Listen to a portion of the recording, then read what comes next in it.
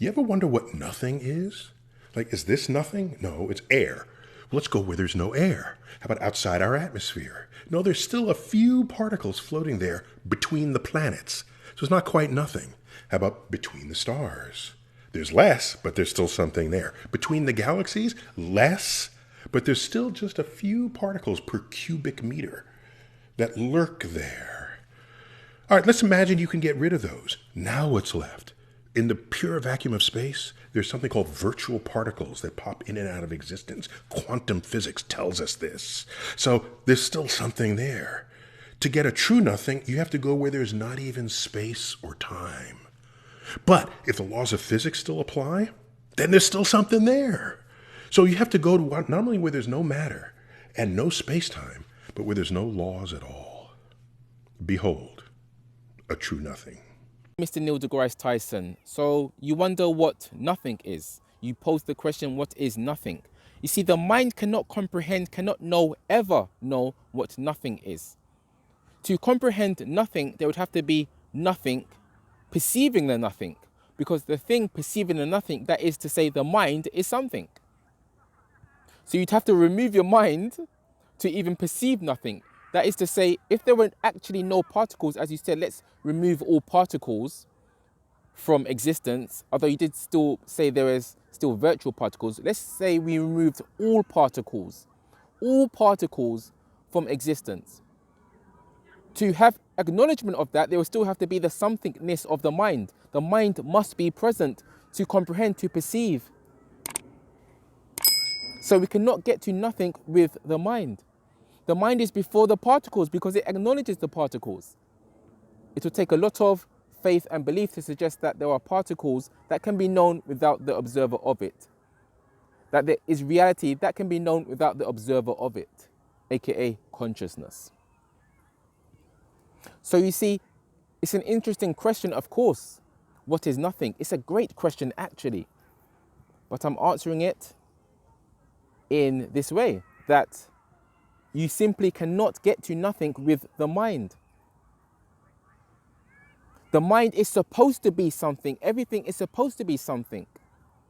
That's what's awesome about the mind, is that there is always something.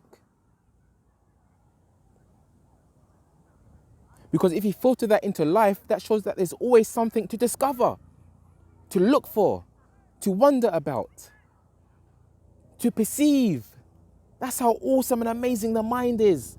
There's always something. Hence, even the scientific community are finding small things that they call atoms, then smaller things that they call quarks, and so on.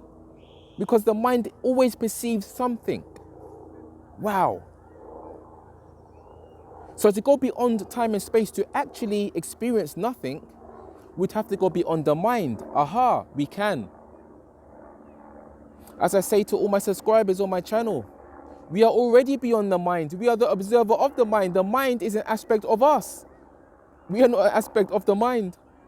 Our personality is an aspect of the mind, yes. But we, as in our true selves, we have to go beyond this materialistic thinking to truly understand what nothing is, what reality is, what I is, what you is, what me is, myself is, us is, we is, humans are.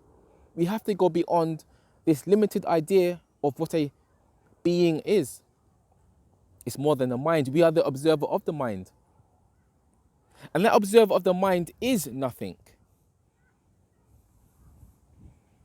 There are many ways to see this. We can see this thusly. When you are sleeping with no dreams, you are not aware of anything, literally nothingness.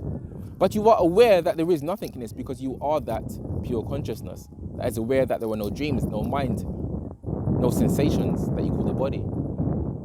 Then you wake up and then say, oh yeah, well, it was just deep sleep. But it wasn't even deep sleep. There were no words for it. It was just absolute nothing.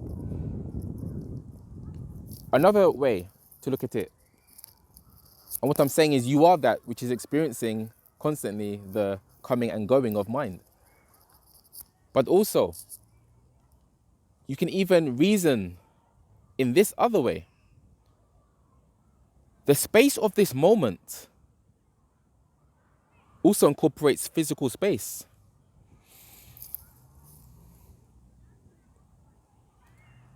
I actually just had a little download right there.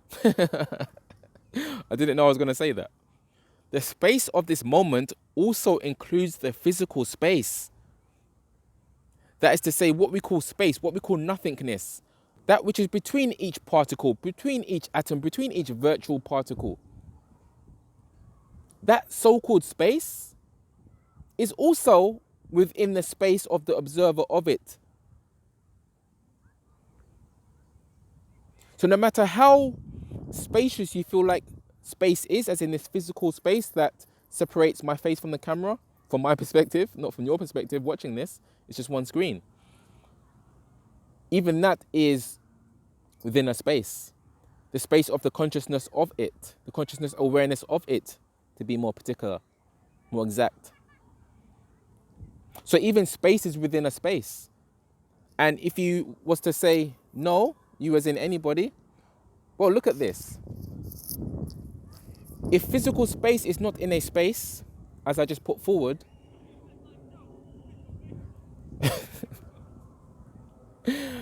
then where are we?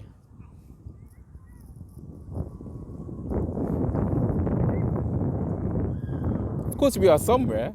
We see space, as in we see the effects of space, which allows for objects to be known.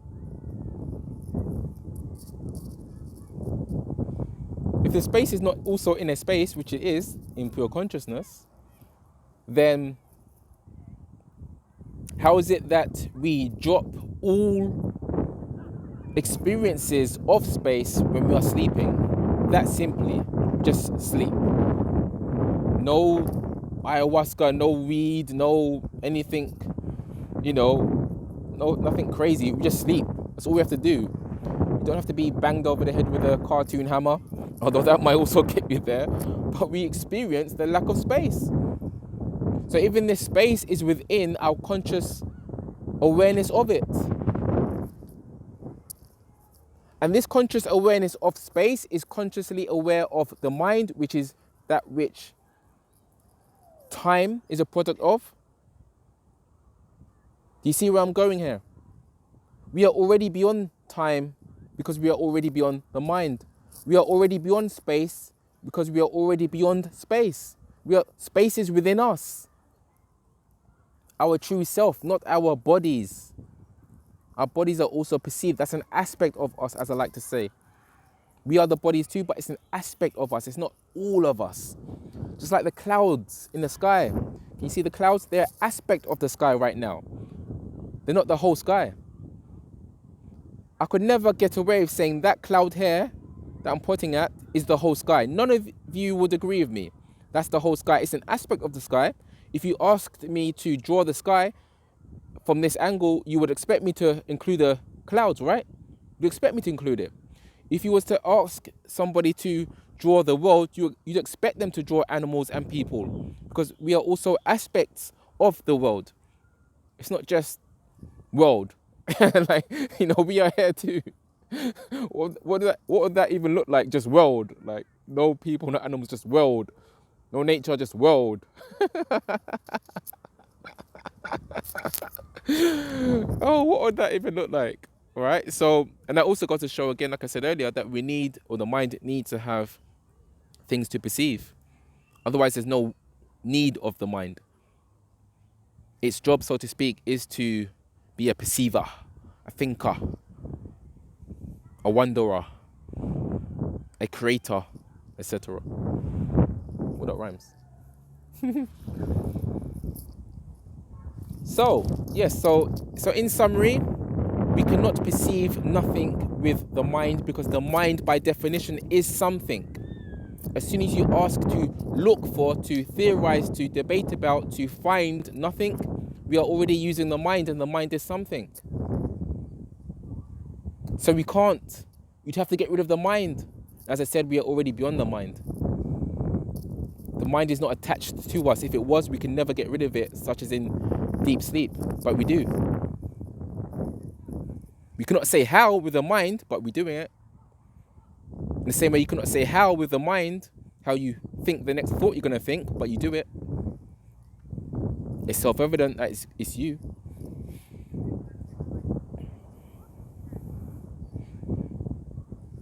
Essentially what I'm saying is science can never understand what nothing is with the scientific method, with all respect. The scientific method is designed for measuring things. You cannot measure nothing. You cannot measure the observer of the moment. You cannot measure consciousness. You cannot even measure a thought. But you can measure things. You can measure an arm and a leg, a car, a wheel, a pyramid. That's great. A cloud even. We cannot measure that which is before measuring, which is the observer of the moment. Another way to see that we are that nothingness that I wanted to mention earlier, but I forgot, it just come back to me. Another way that you can reason to yourself that if the essence of the moment, this consciousness that we are, was blue, everything will look blue. Not just the sky, everything will look blue. Because it's within the conscious experience. If the essence of the moment that I'm calling the consciousness, which is also nothingness in that it's dimensionless, that's why it's nothingness, the mind cannot get to because it's dimensionless, the mind can only know that which has dimensions. If that essence had a size which was small, then everything will look small.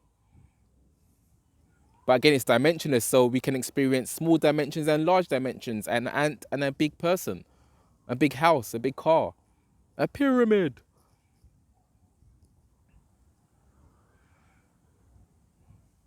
Etc., etc.